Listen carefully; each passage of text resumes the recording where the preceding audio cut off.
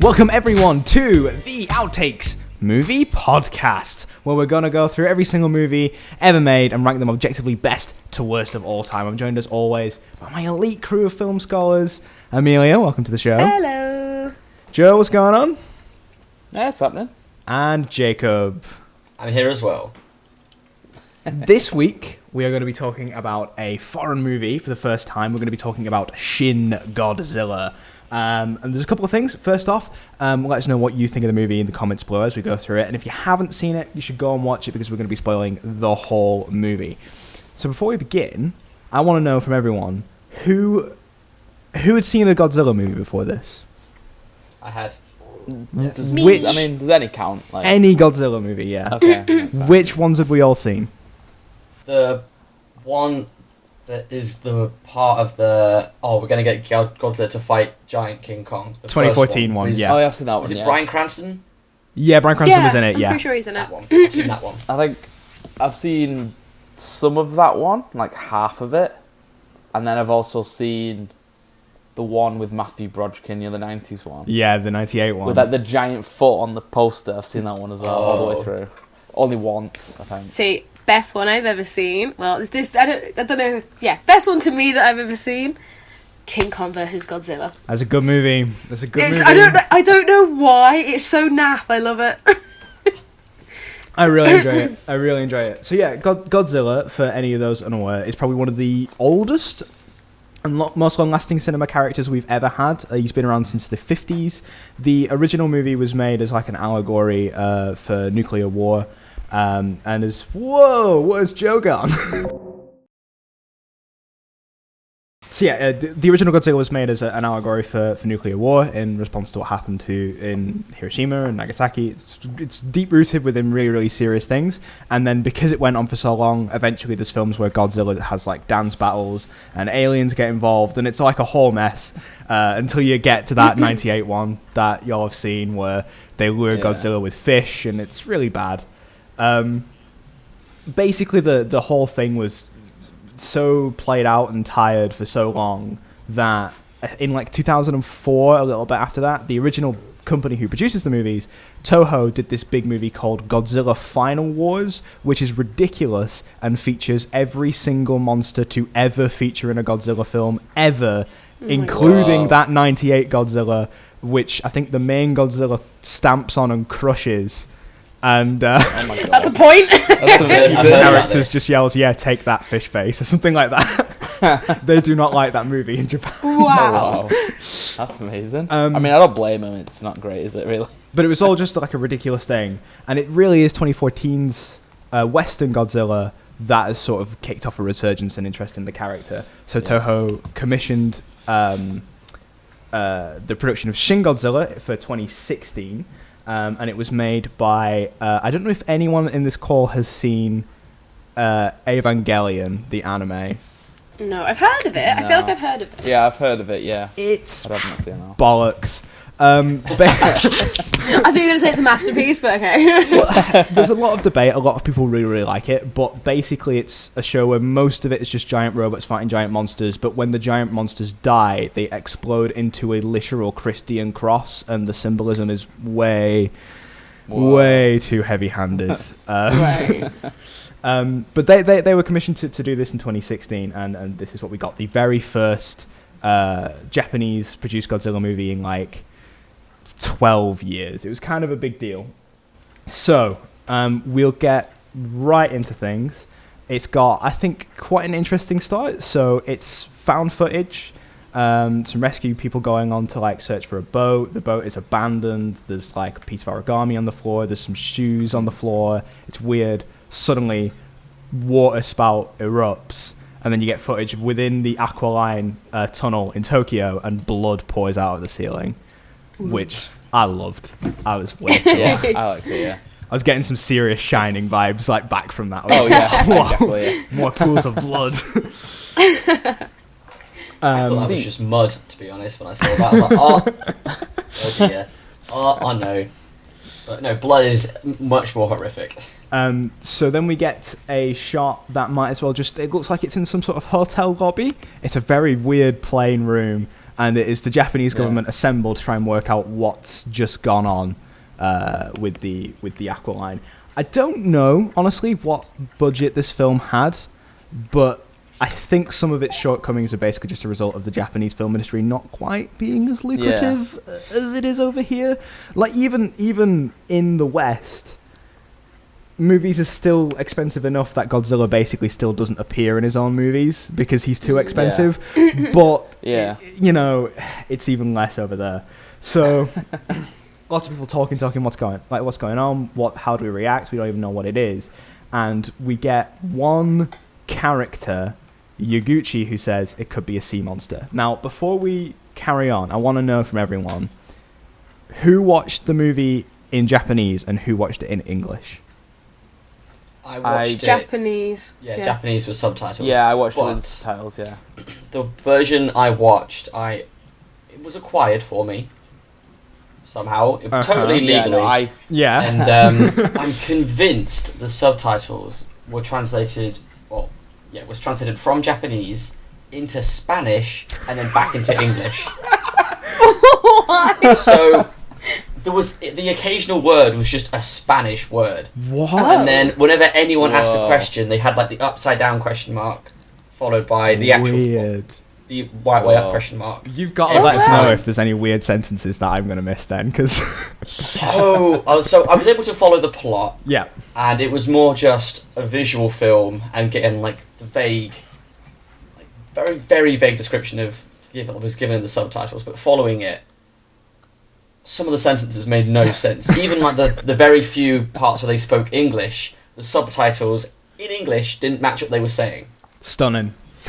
Whoa. I found it all a bit confusing. So I watched. I mean, that's one thing is so the version that I watched, because I watched both, but the version that I watched that had subtitles had this really annoying quirk. So you know how the movie flash, every single character gets their name written on the screen, every single vehicle, everything. Were your subtitles cutting off the dialogue to show you what that said or not? Because mine were. Subtitles were over the top of it, but sometimes be really hard to read if they lined up with like some of the news websites where there was like Japanese writing behind it, and you just that was couldn't see what it said. But I got the gist.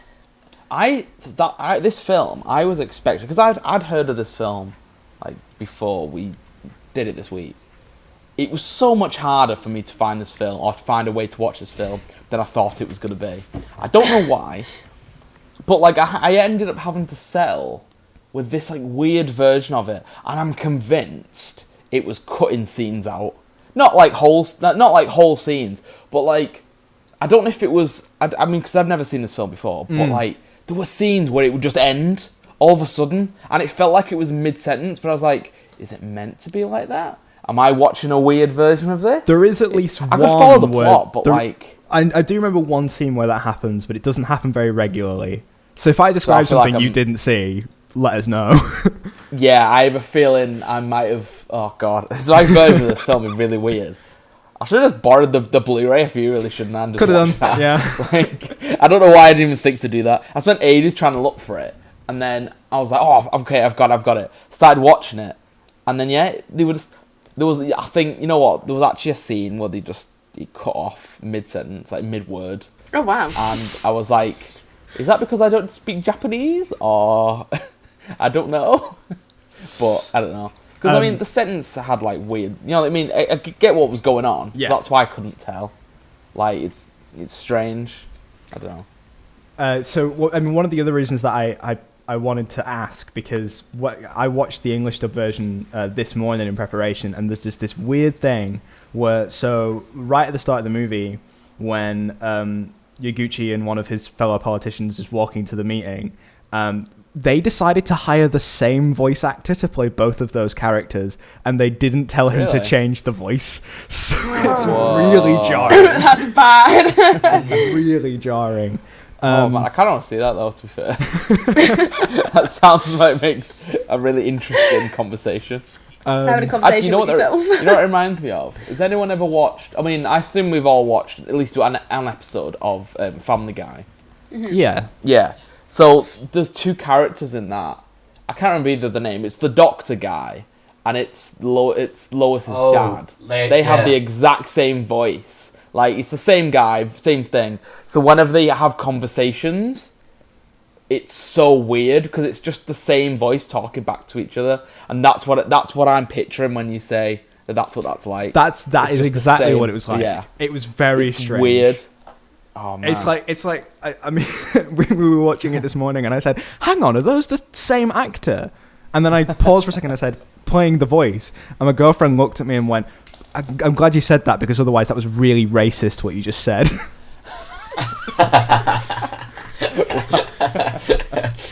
Oh dear. So yeah, Yaguchi, who is the only character there's basically two characters that I'm going to name in this, and then also Godzilla, because there's so many people in this movie, Yeah. but I don't want to Yeah. call them characters because they just come and go so quickly and don't have anything to do, and they're mostly just confusing. So Yaguchi says it might be a sea monster. They're like, mate, this is not a time to joke. Suddenly a huge tail bursts out of the ocean. And they see it, and it's like, well, actually, maybe it is. We're sorry. I mean, sorry, go I on. thought that like I was just saying like it's a realistic response. Like, I mean, obviously once you see the tail, you're like, oh, okay. But like, I mean, obviously as the audience, we know that it's obviously a sea monster. Yeah. But in real life, someone's gonna be like, oh, what if it's a sea monster? You'd be like, come on, Jerry, get your head out your ass. Let's get realistic things going on here. I only really like it because they do this like one joke where someone says it can't possibly do this, and then it does it straight away, Yeah. like 3 times in the first 20 minutes. So Yeah. they're discussing whether or not it could possibly come on land. Does it like represent any actual real threat? And you see like shots of it like going through the harbour, and boats just piling up, and so much wreckage. They reckon that it probably couldn't come on land because whatever feet it's got, it's too big to stand on it. So that they call this huge press conference, and the PM's like, right, look, just everyone, I want you to know there's been a disaster. We're working on it. Don't worry though, it can't come on land. And then the camera zooms out, and this guy walks on stage, and he just goes, "It's done what?" Yep. Godzilla has appeared on land. Now, I want everyone's thoughts. What do we think of the first initial level of Godzilla? The design. Is this the At one the with start. the big eyes? With the big googly eyes. Yeah, Scarred me. Yeah, Oh, it was It's a haunting my shock. nightmares. Absolute Yeah. shock. 'Cause I didn't like. Go on, what were you saying? I think I'm about to say the same thing as you. I didn't realise that they were going to have Godzilla like Yeah, transform into Yeah, Godzilla same. by the like just Yeah, before the third that's a act. new thing. So when I Yeah. saw it, I was like, yeah. Ew. "That's Godzilla. That we're going to put up with this." But no, thankfully, that wasn't Godzilla. Well, it wasn't the one we're used Well, to. It was yeah. just It was him in his first Pokemon. Do you know form. what? Yes. exactly. Exactly. I actually love this little wobbly son of a bitch, you know. That little shot, like, looking up at him as he's, like, gills and... It's amazing. So he's coming on, he's walking around, he's destroying just everything. Streets are being, like, evacuated pretty quickly, but basically you keep cutting back to the government, and they're trying to discuss, like, all this thing, like what can we do? What can we do basically about this? And you go through so many different meetings and layers and different groups of people looking through amendments and articles, trying to figure out if they can actually take any action. Like there's like one bit where they're like, well, this thing here says we can attack, but no, actually this is against armed things and it's just a creature, so we can't attack it. We just got to and all sorts of stuff. This movie is very, very critical of red tape. We get to the point where Godzilla, it's, you know, it shines and it's like, what? Your Godzilla is evolving. Boom, boom, boom, boom, boom. And he's just basically standing up full on now, and he parks himself, basically. They finally get to a stage where they figure out they can launch an assault on Godzilla, so attack helicopters are sent to take him on, and they're about to commence fire. But in order to find out whether or not they can fire, the guy in the chopper has to phone back to like base. he has to phone someone else higher up in command, who then contacts someone in the government, who then turns to the woman next to him and says, can we do it? And then the woman asks the PM, and then the PM says yes, and presumably that has to go all the way back to the helicopter pilot. Oh my god. Very critical of red tape. And by the time that the message gets, yes, open fire, there's someone trying to carry his daughter across the train line, civilians are in the line of fire. All the way back down the phone calls, do we do it or not? They say no, and then the attack helicopters pull away. Godzilla wanders off back into the ocean. They've lost it. So that's the initial assault, and it's, I don't know, what did we think of it? Like, did we like the carnage? Did we like the second version of Godzilla? What do we think? I don't know if it might have just been the version that I was thinking, but obviously you were saying before that they don't really have as much like money and stuff like for like big American companies. Yes. So I was very aware of the CGI was a bit kind of thingies and points, like some of it was good, and it wasn't. I'm not saying it was atrocious. like compared to something like that you see even from America and stuff like it was still good. Yeah. I was very kind of I don't know if I'm again, it might just been, but it felt like what they'd done is they'd gone around, just took like still images, just put the camera somewhere, and then just kind of like filmed a certain thing for like however long, and then later then added the CGI and destruction in after it. Yeah, you know what I mean. So like there was that reminds me of a very famous director, one of our favourites.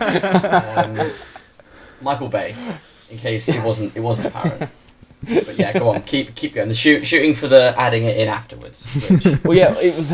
Yeah, no, it was things like I don't know, like it was like I don't know. I'm trying to think of an example. Like there's a bit with like a bridge or something. Is that a bridge? I can't remember. But say it's a bridge. You'd have like the camera just looking of a certain shot on the bridge, and then something would happen. But the thing that's happening is CGI. And, like, I was kind of weirdly aware that, I mean, obviously all films are like, they take something, add CGI later on. But for some reason with this one, I was, like, more aware that that's what they were doing. And I don't know if it's the way they filmed it, or I don't know if it's the way they did the CGI. But it was so strange, because I could just see the film crew just stood there, just talking with the camera, just recording that thing, just setting it up and being like, yeah. Oh, that's all we need, and then just turn it off, and then the guys in CGI come and laugh. That's like it's. I don't know. I mean, obviously that. Do you think it's because of the lack of actual set pieces, and it's more just like maybe wide shot of a city? I don't know. Yeah. Like it feels that's like there was less planning involved, and more just like whatever the CGI guys want to do. I mean, that's the thing. It's like I say, this was made by the people behind Evangelion, which is an anime, and they'd be handling the animation side of things, which is different to live action filmmaking, so perhaps that is exactly what was going on. Yeah, I couldn't figure out. Like, I was gonna say I couldn't like word it, and then that's like you've just said what I was trying to, you know. But yeah. So go on, Jacob. Yeah, I thought the destruction looked really good, and like that was really nice. A lot of the just stuff piling over each other looked really good, and like that could be an actual boats rolling through a street or something. But when I first came to watch it, I was trying to find the right one. I know there've been lots of Godzilla movies in the past, and when it said Shin Godzilla 2016, I was like, didn't realise there was one that recently. So I then, when I first saw the shot of the monster, I thought, hang on, is this actually the one from 2016, or is this one from the 90s or something, where just the animation and CGI is totally whack? But no, other than that initial monster, the rest of it held up. Looks pretty solid. What as well, I'm curious to know, Amelia, did you find the editing choppy at all? Because some of the stuff in the boardrooms are particularly frantic. Like I told you in work, I couldn't sit through most of this film. I think I need to try it a couple more times, because I remember when I first saw the trailer, I was like, because like when it first came out, I was like, this looks really interesting, but I don't know why I couldn't do it. Maybe the editing was part of it. Maybe there was just, like you say, too much. Like it was a bit kind of like jumping all around, and there's like a view that's like too much for your eyes to take in at once. But I don't know as well, it's just bringing it back to CG as well. I feel like I read something somewhere when trying to research this film that someone who was involved in the Attack on Titan live action films was involved in this film. Well, makes sense. Which kind of put together, because I remember when I saw that, I was like, ew, this looks a bit weird. I mean, they're meant to look weird, but like, yeah, I don't know, maybe that's, I don't know how true that is, but I feel like I did see that. So, moving on, basically what happens is, Godzilla returns to the sea, and I think one of the most interesting parts of this movie is an sort of understated part in which the next morning, Japanese life just seems to return to normal, basically. Yeah. All the news stations are on, you see lots of people, like shots of trains running and cars going by, everyone's going about their day, and that's oddly real. You know, I was going to say, their infrastructure is like designed for having earthquakes almost every other week. Yeah. So they can put up with a couple of buildings falling over. Whether or not it was the ground shaking or just a big sea monster slapping them over, they're used to it by now. I feel like we've experienced this firsthand as well, considering what happened a couple of weeks ago on the Friday. And then I wasn't in, but I remember you guys all saying this Saturday was one of the busiest Saturdays you'd had. And that was the day after kind of like a scary event. People just don't get put off these days. Being in Manchester for a couple of years anyway, I remember coming into town the day after the arena bombing, and it was really lovely, beautiful, sunny day, and no one was letting that pass them by. You know, everyone was just out as normal. I felt there's this kind of like thing, isn't there, where everyone thinks, oh, this thing happened yesterday, everyone's going to be like really skeptical or whatever, but they're just not really. I've noticed that. Yeah, like whenever you think about it, you think that in your head, but then it's not like stopping us from doing anything. You know what I mean? Like when that happened, I wasn't like scared to go into work. You know what I mean? On the Saturday, like I wasn't being like, oh, what if it happens again? I was like, I'm just going to go into work and it's not going to happen again because it's mad security or whatever. But like, you know what I mean? Like, I don't know, maybe that's just, I don't know, it's just kind of like that. Like, everyone thinks it's going to be like, just silence, crazy. No one on the street. Yeah, everyone's going to be scared to come out, and just everyone thinks that, but no one actually does it, kind of thing. Yeah. And because no matter, like, whatever happens, like, it's always like that, I think. I feel like we have that from films, because in films a bad thing happens and then sometimes it's just like nothing afterwards. Yeah, I get what you mean, yeah. Like when something bad happens in a film, it's most of the time the bad thing is what the film's about. So like, you get the aftermath, you get only the information's given to you that like related to the disaster or to the whatever it is. And like, I don't know, it's weird, isn't it? In real life, it's not really like that. Everyone just kind of gets on with the day. Yeah. It's like, people just carry on. I just thought it was a really interesting thing to include in the movie. The things do just carry on. So you get all this stuff like reporting on the news. I really got a Frank Miller vibe from some of the way that they were piecing this story together by using like news sites and found footage and social media. Yeah. Whether that's intentional or not, it felt very much a lot like The Dark Knight Returns. So a couple of other allied nations agreed to help with like relief efforts. And Yaguchi puts together a team specifically designed to analyze Godzilla based on whatever samples they can get their hands on and see what it is, what they're up against, if they can fight it. And the one rule is that there is no red tape in this room. There's no formalities. There is no hierarchy. Everyone gets on and does what they need to get done. This US informant starts to help. She's called Peterson.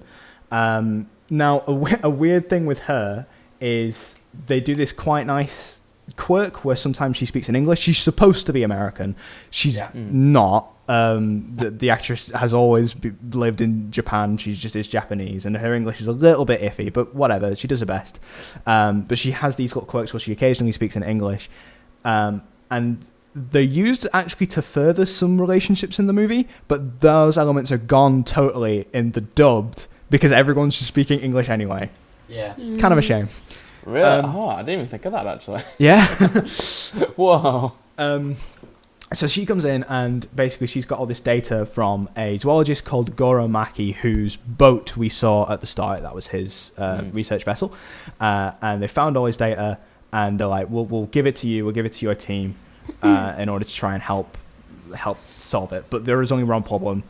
We don't know what the fuck it is. It's absolute nonsense. Yeah. So they start trying to find a way to decipher it and figuring out what we're dealing with. Eventually, they figure out that his body seems to be powered by nuclear fission. So maybe there's a way to, if that's the case, that's why he's gone back in the sea, in order to cool himself down from getting way too hot after evolving. So if that's the case, you can turn his blood into a coolant and potentially freeze him, and that's the Yaguchi plan. Then Godzilla comes back in apparently his fourth form. We skipped one. Yeah. I would have liked to see whatever that third one is, but Godzilla's in his fourth form. The original theme plays, which I love. I love the original theme. I really enjoyed that. Yeah, it's kick-ass. It's such a good piece of music that I think that even if you've not really been like associate with anything Godzilla, as soon as it's like burr, burr, burr, burr, burr, burr, you're like, oh shit, it's well threatening. Well, I mean, I think that I don't know, like I've not seen any of that, the original kind of the 1950s. It's the 50s, yeah, 56, I think. Yeah, so I've not watched any of them. Like, I appreciate that, the aesthetic of them, and you've got the guy in the suit that you always see like mimicked in like everything and stuff like that, and it's the whole, he's crushing the model city. I mean, I don't know if that's the original one or whatever. I kind of, because I did a bit of research on this, knowing that it was like, it's meant to be like a soft, is it meant to be, what do they call it, like a soft reboot or something, or like a kind of thingy of the original, like a remake of the original in the modern day or something. It's keeping all of the thematic elements of the original. Yeah. Otherwise everything else is a reboot, apart from like a couple of names are pulled from older movies, but that's really cool.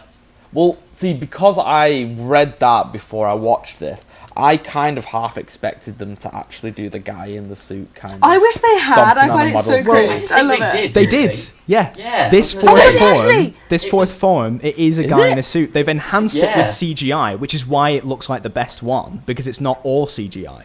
That's cool. What? It did look good. Oh man, there's a lot of his movements were like really quick. But like in the Western one from 2014, because of the size of it, they would assume that it would move really slowly because it's like a dinosaur in Jurassic Park. They're always slow moving things. But then whenever you watch these, the older like clips of like King Kong fighting Godzilla, they're just moving like really quick. Exactly, and it looks ridiculous because they're supposed to be like stories tall.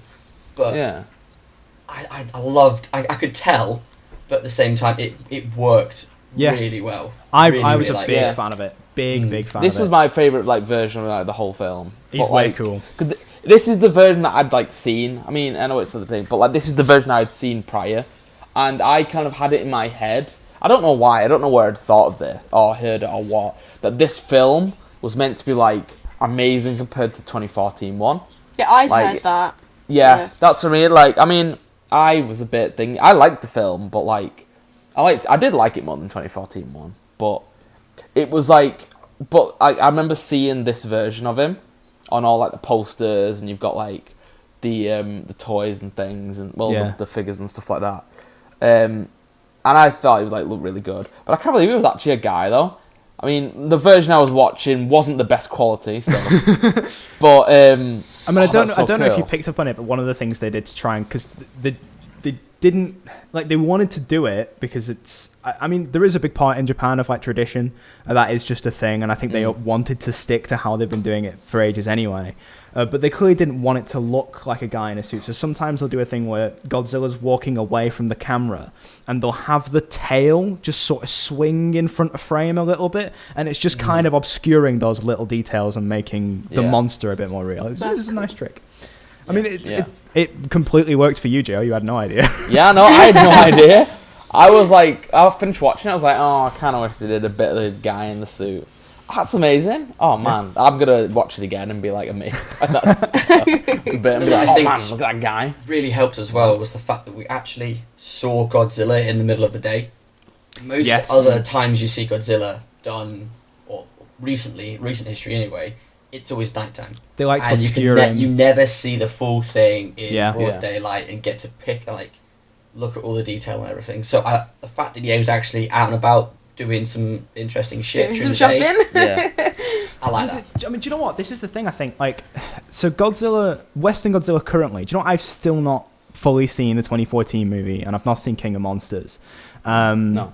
But the thing about that version of Godzilla is, and this is going to sound weird, in comparison to Shin Godzilla, he looks pretty soft. He looks kind of cute. He's got like a boopable snoot. That's He what. does have a boop. Yes, It's quite a I cute agree. face. Whereas, and I think that's one of the reasons maybe they try and obscure it to make him seem more threatening. Whereas this version of Godzilla looks like he's made of fucking stone, and He's so Yes. grim, yeah. he's got this perpetual toothy grin always. Yeah. You know, this is where the problems begin with that smile, that damn smile that he's just always got. See, is the 2014 one, is that the one where he's only in it for like 12 minutes or something? It's a short overall? amount of time, yeah. He's like hardly in it. Like, that's so weird. See, I always thought as well that, did anyone ever seen the original Cloverfield, the found footage one from like 2007 Yeah, or I something? think I've seen that one. I've still not Yeah. actually. Have I've you not seen all of it. See, no. I think because that film, like, Jacob's obviously seen it, but like, do you guys know what it's about? Yeah. More or less, yeah. Yeah. It's basically just like Godzilla. Like, he comes out the ocean and he attacks New York City. I think that's a better Godzilla film than the actual like for like the Western films. I think that film, even though it's not actually Godzilla, it's a better monster attacking a city film than actually Godzilla. You know what I mean? Like, I enjoyed that film. I actually watched it like the first time, like the night before I went to New York. So that was fun. But Good prep. like, it's weird. I kind of got the feeling that, especially the beginning bit of this film, that it's probably not, but I got like Cloverfield vibes from it, because the whole of Cloverfield is found footage of this kind of like the monster. So I don't know if that was just me. I don't know, but No, it probably was on purpose. yeah. It felt like I was watching Cloverfield almost, like. Yeah, that's fair. But yeah. Godzilla comes back. He's massive, and he's trouncing his way through the city, leaving this massive like trail of dust and smoke and destruction as he goes. I think one of the things that's fascinating about this Godzilla is he doesn't seem to intentionally be destroying anything. He's just on a walk. He's just, you know, Having a stroll. and things are just in his way. It's kind of like that scene in Mr. Bean's Holiday, you know, where he gets the compass out and just goes forward. Oh my gosh, yeah. But a very destructive version of that. But this time, because they've been preparing for it, so we've got a whole bunch of stuff out to fight him. So there's tanks, there's jets, attack helicopters are back out.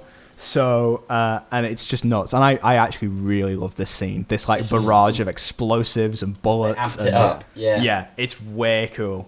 Particularly the bit of just the shots of like the tanks like moving along and like blasting him. I don't know. There's something. It's cool. It's cool. Yeah. And they're doing basically no damage to him. No scars, no scratches, no blood, no nothing. Did anyone feel like the sound design was a bit iffy in this movie?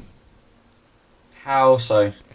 So there was little things that I thought like could be like do with touching up, and I'm being very nitpicky. Like there's stuff like when Yaguchi's team are assembling and they're moving furniture around, it's quite quiet. It looks like a busy, hectic scene. You could have added a bit more Foley in there. Wouldn't have taken much. But the main thing is that the explosion sound effect that they use a lot.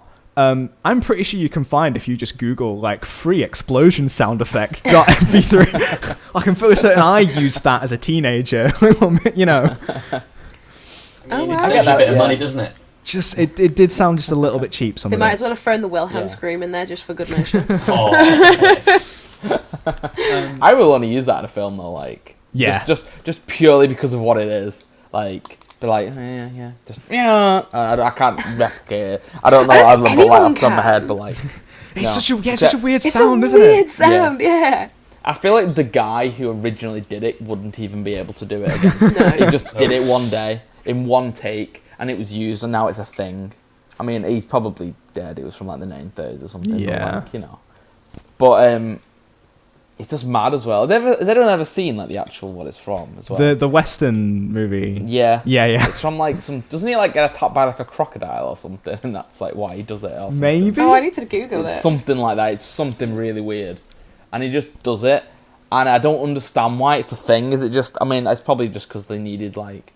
It's one of those things, isn't it? Like when you need like a sound, so you just get one, but then everyone does it.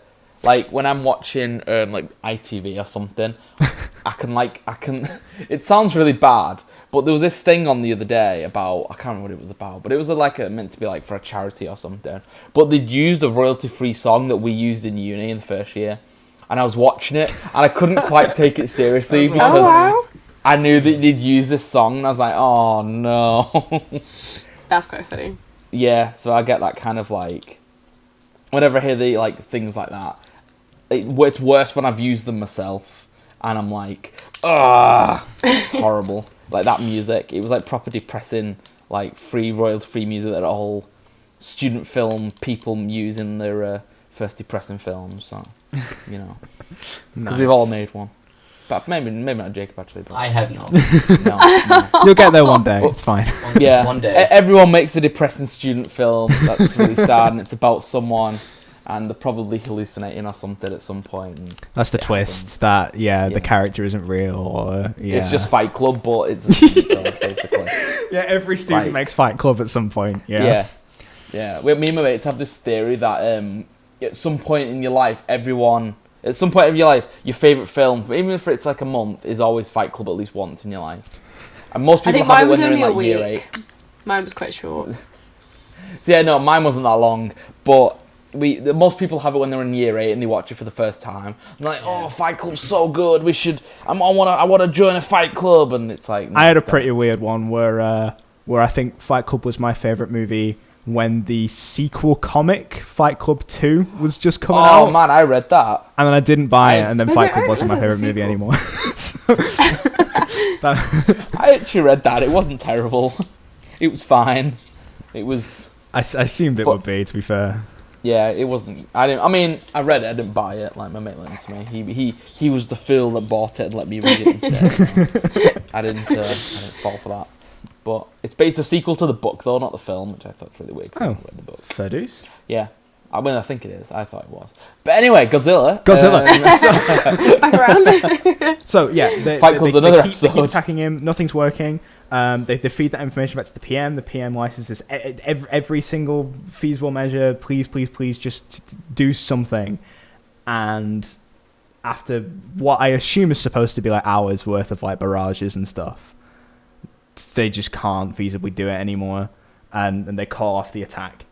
So the plan now is to evacuate all of Tokyo. 3.5 million people have to suddenly relocate as fast as possible. Mandatory evacuation, including all members of the government. So at the same time, they discover that the US has got stealth bombers coming over to drop bombs on Godzilla. However, they don't quite have the same data that the Japanese have. So the Japanese have figured out the nuclear fission thing, so they were only ever attacking its head and its legs. But the US do not have that data. So in the middle of the evacuation, they drop the bombs on Godzilla but hit his back, and blood pours out everywhere, and the nuclear fission in his body starts to react and build up until his eyes go black, and flame breath, the biggest flame breath I've ever seen in any movie ever, putting Smaug to shame, bursts out from Godzilla. Just the most amazing, and it burns, and then it starts to glow like brighter and brighter and brighter until it just becomes a laser beam, and he just starts wrecking all these buildings. There's a great wide shot where Godzilla is silhouetted by the fire and lasers coming out of him that is designed, I think, entirely to be a desktop wallpaper, but it's gorgeous. It is, yeah. I always thought that he was just doing all the fire and stuff because he'd been hurt. He was just getting so pissed off. He was like, "Oh, fuck you! I'm gonna burn your fucking city down." Because if I got stabbed in the back by a couple of bombs that caused me to bleed like that, I'm probably a little bit pissed off. Yeah. So I assumed he was doing that. I mean, because the weird thing with this Godzilla, because when the Japanese start bombing him and they're bouncing little missiles off his face and stuff, and they go boing, and then they explode, and then he bursts out of the smoke with a big grin on his face. He doesn't seem phased at all. Like when they're going at him with machine gun fire, I almost like to imagine it's kind of like a little tickle. He's like, oh, well, that's really nice. I can't really reach that bit with my little arms. Thank you. So maybe you are right, but also the way, because it's not super clear with like there's so many different iterations of Godzilla, and they can all do the laser breath, the nuclear breath at some point, but with this one he really looks like he's in pain while doing it. Like, it doesn't just look like the explosion on his back, it does look like doing it in the first place is not comfortable for him. Yeah. So eventually stops coming out of his mouth and starts bursting out from his back, and the lasers just spread all across the city, widespread destruction, and the PM's helicopter gets destroyed along the way. And then he sleeps. Godzilla, he sleep. He's all tuckered out. He's all tuckered out from burning Tokyo.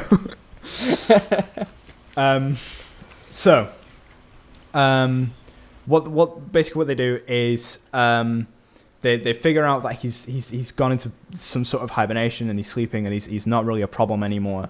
But because of the sheer level of destruction, everyone's in like super panic mode and they don't know what to do.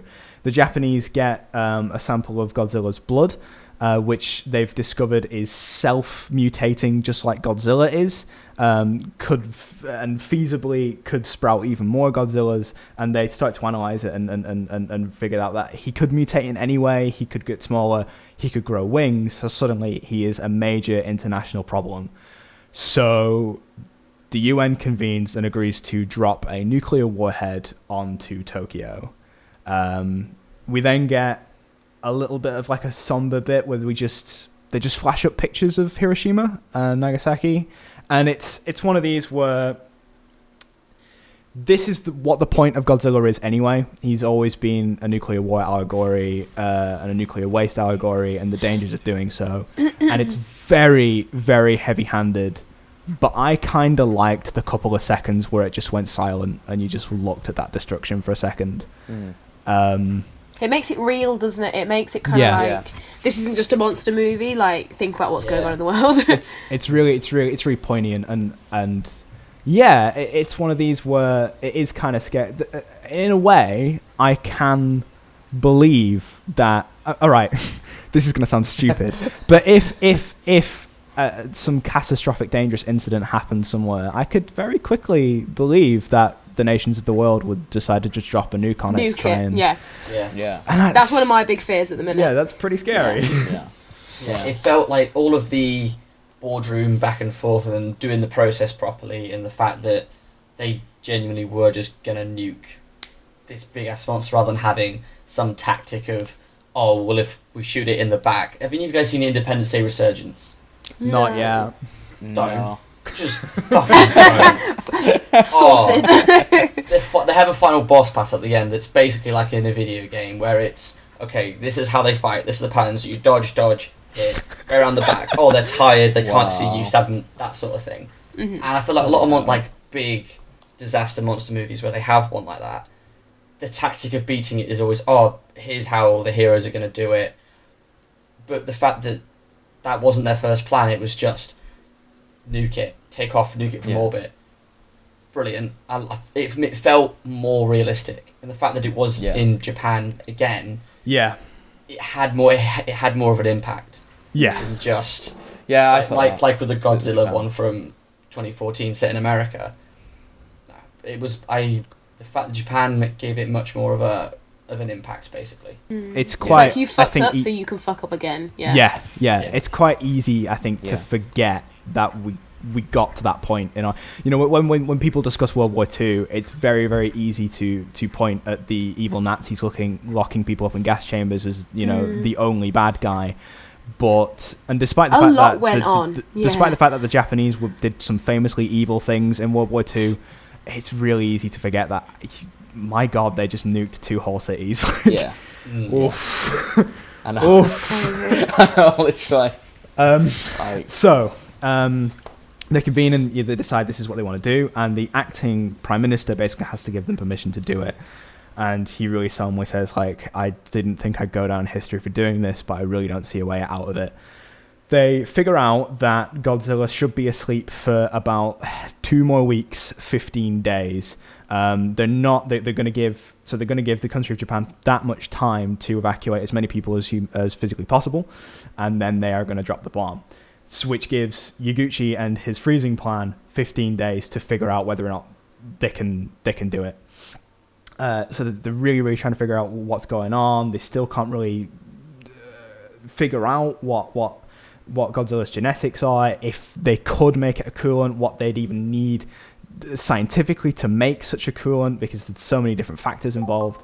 And they've got this data from Goromaki, and one guy just goes, "Why is it on paper?" And I don't know, maybe we skipped a scene where someone made like a paper airplane out of it or something, but the solution is origami. Which is why we see the little crane at the start of the movie. Is you have to fold it in all these different ways, and when you fold it, it unveils different things about Godzilla's genetics and the things that Goromaki discovered. Goromaki, by the way, is one of the characters that has been in Godzilla before in the other movies. He's featured in 3 different continuities, but he's always essentially a very similar character, and that is a zoologist and a researcher primarily. He's in The Son of Godzilla and Return of Godzilla. I've not seen those, so I don't know as an actual character how he differs, because he's not alive for this one. But yeah, I kind of get the sense that actually they always knew they were going to have someone leave clues, and if they connected the character to someone from Godzilla's past universe and lore, they could get away with it more rather than it seeming a little bit lazy, because it is a little bit lazy. That's someone else already figured it out, and now they just have to do whatever. But he says within his research as well, do as you please. And the character Peterson and Yaguchi almost sort of wonder, is this like a test for humanity? Like he hated nuclear waste, Goromaki, and he hated the countries that influenced and furthered nuclear development, nuclear technology. So this is like an ultimate test of like what are you going to do with this information? So they figure it out, but they're running out of time, and they request the help of a couple of other nations to see if they can use supercomputers to go through all the data. There's a little scene in Germany where they're like, we can't do that, they might take our secrets, and then this woman's like, there's a fucking massive monster. Please just have some faith. I love how close you got to the mic to say that. Like, come on, monster, it's a monster. Just do it. They go hard on this plan, and Peterson decides to stay in Japan. She's been ordered to leave, but she decides to stay, try and help Yaguchi. She doesn't really do anything. She suits up, but then sort of just leaves the movie. But she stays. She stays in the country and tries to help. And they're like a day late, and they just about manage to convince enough nations to give them like 1 extra day's worth of time to decode to see if they can figure it out. And they do it, and the plan begins. So they load up all these trains with bombs. Absolutely incredible. Isn't it, though? I love all of this. It was fantastic. Train bombs. I think one of my favourite bits is the Japanese text that over it literally just said train bombs. Because everything had to have a name. So they go at it, they explode at his legs. They get unmanned drones to drop bombs on his back, which activate the nuclear fission, so that his blood is heating and heating and heating and heating. And he's destroying all the drones with the lasers in his back, and eventually gives out because I guess he just doesn't have enough energy left. And then they drop a building on him. They explode all these buildings in Tokyo. They bury him in all this rubble, and then they park up all these little trucks, put these little straws in his mouth, drink up Godzilla, got some ice cream for you. And yum yum yum. The one killed him in the end just brain freeze. That's all it was. It's just so cold. He briefly wakes up and laser breaths the first squad, but they manage to pin him down again with another selection of train bombs. Get the rest inside of him. Jumps up really, really quickly. Oh, by the way, this is one of my favorite things, and all of you will have probably read slightly different things. So there's a line that one of the just assistants to Yaguchi says near the end of this. Now, in the English dub, he says, "Freeze the bastard." In the official subtitles that I've got, allegedly he says, "Freeze the bugger." No, I don't think he did say bugger. No. in Japanese. I don't remember. No. And I just love the idea that someone at the Manga UK subtitle booth has taken this liberty to allegedly put the word bugger in this Japanese man's mouth. For me, I got freeze the bug. Freeze the bug? Okay, yeah. That's sure. even worse. Bug. So, I'm not sure how it's been lost in translation. Maybe he did say bugger then. Those Spanish subtitles. Oh. So yeah, they get in with the second wave. He stands up really, really quickly, but then completely freezes and is finally stopped. And that's how they beat him. And Godzilla is now just this permanent fixture of Tokyo. What did you think of the way they beat him in this movie? I honestly Creative. did not see it coming at all. I preferred it. The fact that it was more science-based rather than just blow him the fuck up. I was like, okay, I prefer that. The trucks and everything, and at the end it was like, alright, the city's fucked. Just fuck everything else. Fuck the public transport. We don't need them. Cranes, get them going. Even where he's standing, which is on a train line, which means they've got to completely divert all the trains now through Godzilla's legs. Yeah. The fact that the first two they used were bullet trains as well, which are very expensive trains. It's not even they just used some Freightliners and just put some C4 on them. Oh no, they're super comfy, rapid bullet trains. Fuck it. Go on then. Imagine Northern Rail just shooting some bombs. They won't be able to do it. Because just wouldn't show up. Godzilla would have walked off. Yeah. Fuck this shit, I'm going back. I can imagine if this was set in England and you say you got the Northern Rail or whatever, it would just people in say it happened in London and we were all here, we were just waiting for our trains at Victoria or Piccadilly or something. And then we'd all just, it'd be an announcement, oh, Northern Rail would like to apologise for this, oh, it's been cancelled. There's been an incident in London with a massive fucking sea monster. Everyone's looking at the phone. Oh, fuck me, when's my next train, man? Virgin Trains. Literally, yeah, everyone would be Virgin Trains would like to apologise. The government has put a bomb on the London Euston train. You guys can stay on get if the you ones want. where it's please stand away from the platform. This one is not stopping. I feel like it could have been one of those. Is that? Just a big black ball. You'd be glad I didn't get on that one. I feel no one would be asked by it at all. They'd be more asked about the fact that the train's just the not Brits there. would take it a different way. More pissed off that it's delayed than the giant sea monster in London. Yeah, they actually would. Oh god, man. British Godzilla. Let's see it. Well. See, I was wondered about this as well, right? If this was real life, right? I was going into London, and there was a sea monster showed up. I would again be more asked about the fact that I could now have to cancel my trip to London than I would that there's a sea monster. No money back either. I'd be like, do I get a refund? Because one of those. London's not an expensive trip. No, it's not a cheap trip. I mean, you know what I mean? This is not my fault. This is an act of God. Literally, it's when I went, I booked 3 months in advance, and it was it was 60 quid just for a return ticket. I want that money back if a sea monster's attacking the city. You know what I mean? Over 60 quid. I mean, it's you have a choice of, even if you didn't get that back, you could be nuking London. No, mate. You know what? I'd rather just go into London. I genuinely have if this I'm not image getting that Joe money back. Just outside of London, it's all destroyed. Come on. I just go into the rubble and just get my 60s quid worth out of like games and stuff or whatever. Like, You'd be like picking people's pockets because the people have been like impaled by falling rubble. Stubborn tourists crushed by Godzilla because of their refusal to leave. The picture on the paper would just be a picture of me, and it'd be like moments before like Godzilla steps on me, and it's me with like just like someone's wallet, and just be being like that to the camera. And then like, the thing, it was like moments later he was crushed or something. Massive foot in the upper third. Literally, Yeah. it would. Just before. You know, it'd be on one of those like things you see on those websites where it's like top 20 pictures that taken just before disaster or something like that. It'd be on one of them.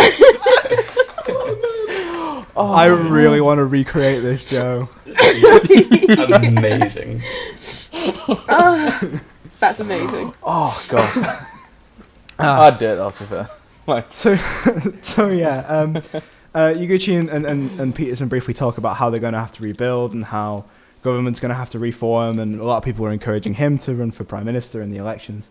And we end at him just looking out over Godzilla, saying, "Look, it's we've still got a lot of work to do, or whatever. Let the work begin." But then I love this one final shot of they go back to Godzilla, they pan up his tail, and right at the top of his tail are all these scorched, nuked bodies that have become one with Godzilla.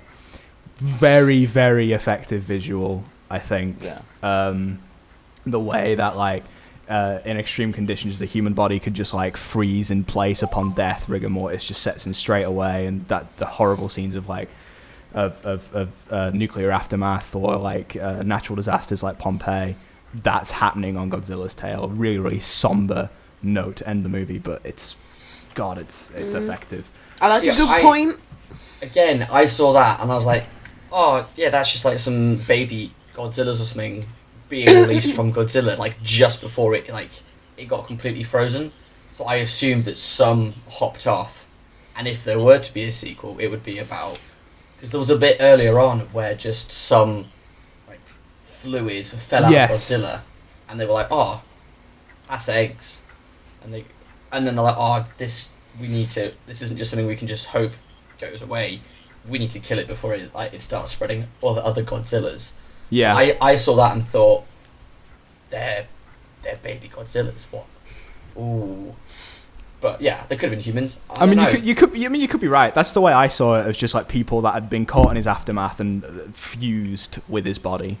On the topic of that, who after watching this movie would actually be interested in seeing a sequel to it?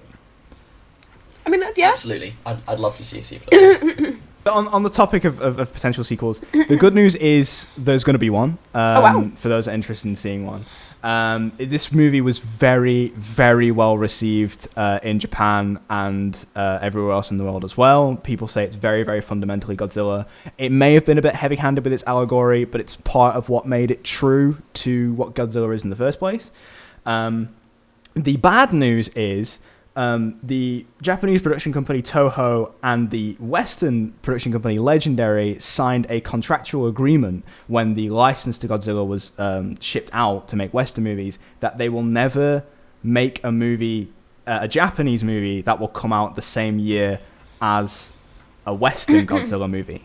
They're not allowed to overshadow each other potentially, so they're not going to go into production too early because that's just like a money waster sort of thing. The longer you have to delay it, the more money you're spending on it.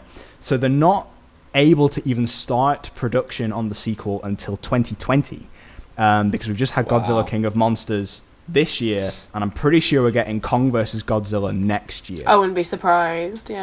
Oh yeah, of course. So they'll be producing the sequel to Shin Godzilla while that's coming out. Personally, as much as the new Giant King Kong and the Western Godzilla laying the smackdown does kind of excite me, I think I'm more excited for a potential sequel to Shin Godzilla more. To be perfectly honest with you.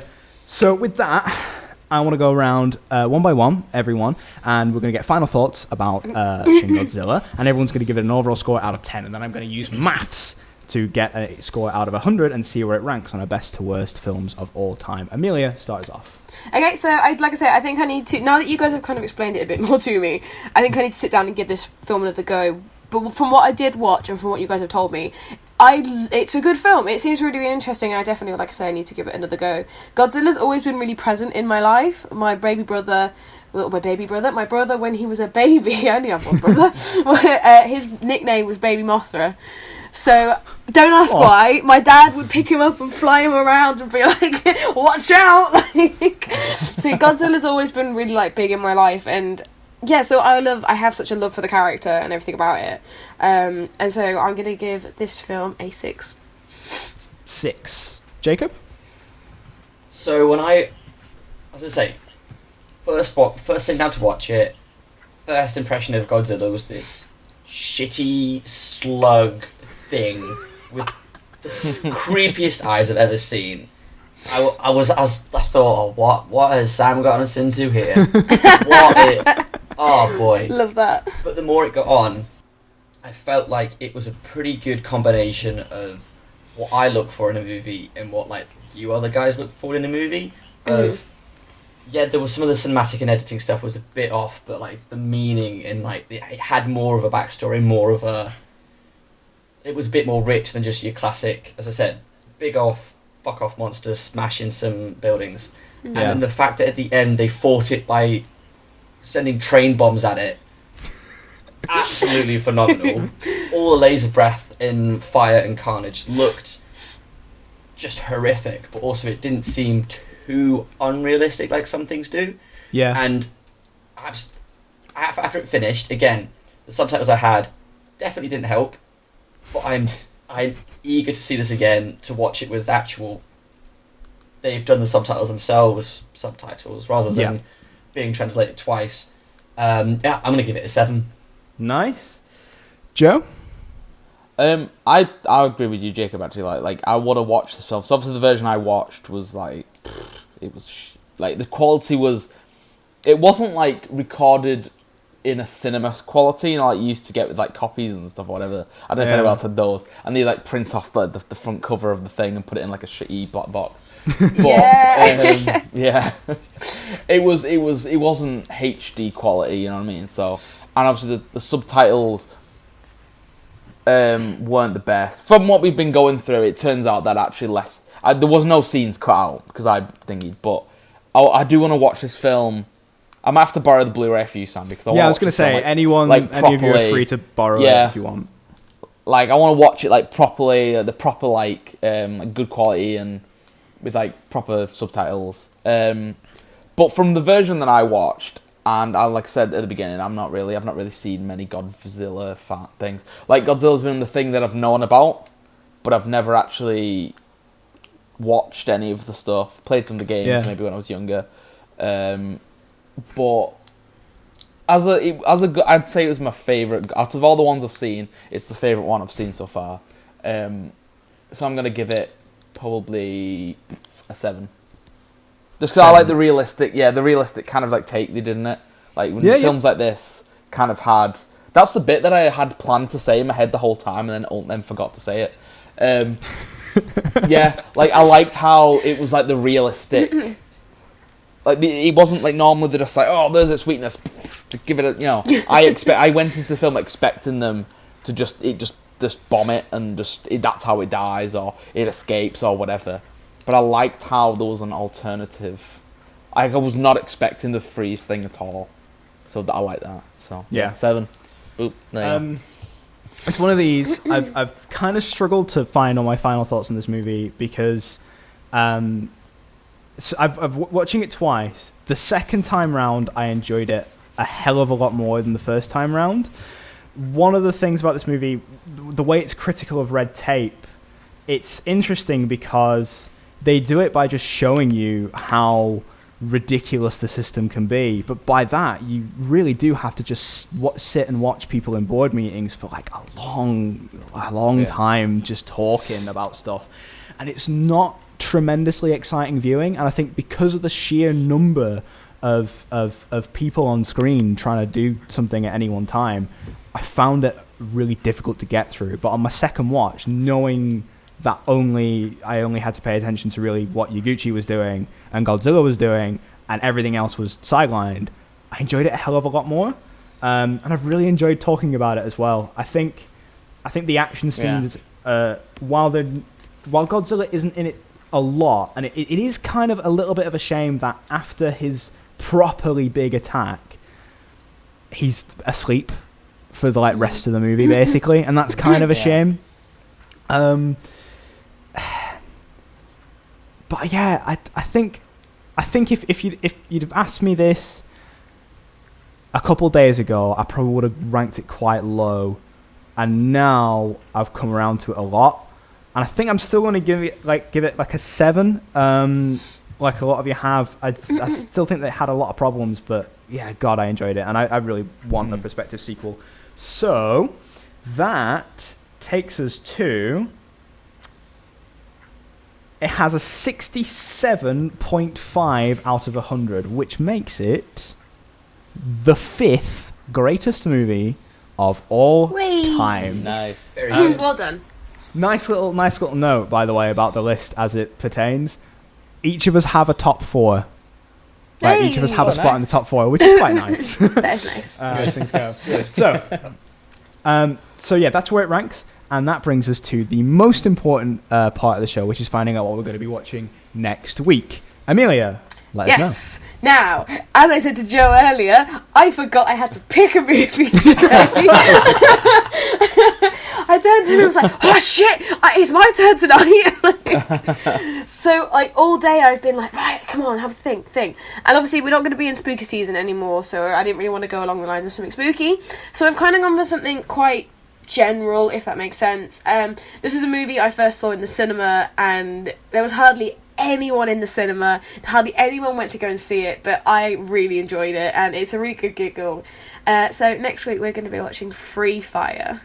Free Fire? Free Fire. I wanted to watch that. I've not heard of. It's by what do you call it? The company that made it are A24. Yeah. I don't know if you guys have heard of that company. So basically, carry on. No, I was going to say, I remember this I remember wanting to watch this, actually, and then not realising that it was out, and that it had been on the cinema, and that it was, you know what I mean? Like, it just kind of one day, I was like, oh yeah, that film. I remember the advert being on. Brie Larson's in it. Brie Larson's in it, Cillian Murphy's in it. Someone from, what's that? District 9, apparently. He's someone's in that. Yeah. But yeah, the production company that made it made films like Midsummer, Hereditary. They've made lots of kind of what people would class as cult films.